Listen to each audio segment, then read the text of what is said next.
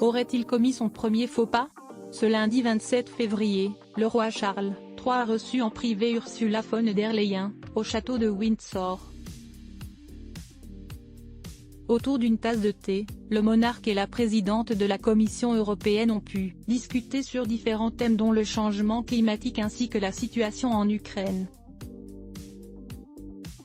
Le roi est heureux de rencontrer tout dirigeant mondial en visite en Grande-Bretagne et le gouvernement lui conseille de le faire, a affirmé le porte-parole de Buckingham Palace. Si l'époux de Camilla Parker Bowles est ravi de cet échange, d'autres ne l'ont pas vu d'un très bon œil.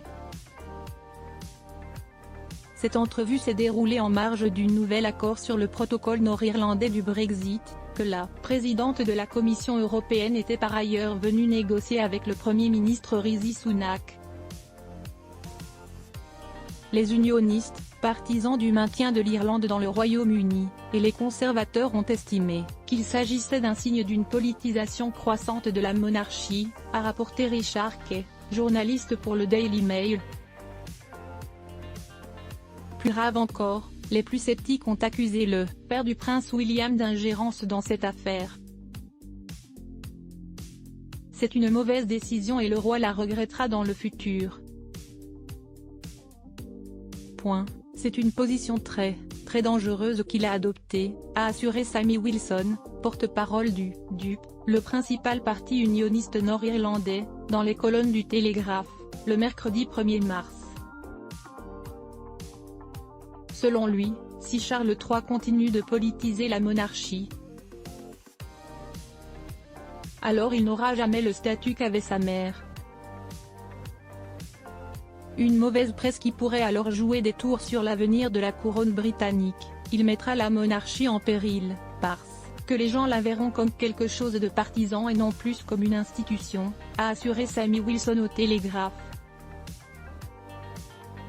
Afin de clore le débat, la porte-parole de la présidente de la Commission européenne a assuré que la rencontre avec le souverain ne s'inscrit pas dans le processus de discussion post-Brexit. Quoi qu'il en soit, Charles III et Ursula von der Leyen ont pris le thé de la discorde. Le roi Charles III, qui sont les femmes de sa vie? Contrairement à sa mère Elisabeth II, décédée le 8 septembre 2022. Charles III n'hésite pas à donner son avis sur les questions de politique, rompant ainsi avec les traditions de neutralité de la couronne. Et ceci ne date pas d'hier. Lorsqu'il était prince de Galles, le père du prince Harry avait la fâcheuse habitude d'envoyer des lettres à des ministres pour donner son avis sur tel ou tel sujet, comme l'ont rappelé nos confrères de France Info. De plus, Charles III n'a jamais caché ses convictions pro-européennes. L'histoire de ses parents et ses origines allemandes l'ont toujours poussé à faire en sorte qu'il y ait le moins de clivage possible sur la question européenne au sein du gouvernement britannique. Et sa première visite d'État en est la parfaite illustration. Quelques jours avant son couronnement, le souverain de 73 ans et son épouse se rendront en France puis en Allemagne. Des déplacements officiels qui risquent une nouvelle fois de contrarier les partisans du Brexit.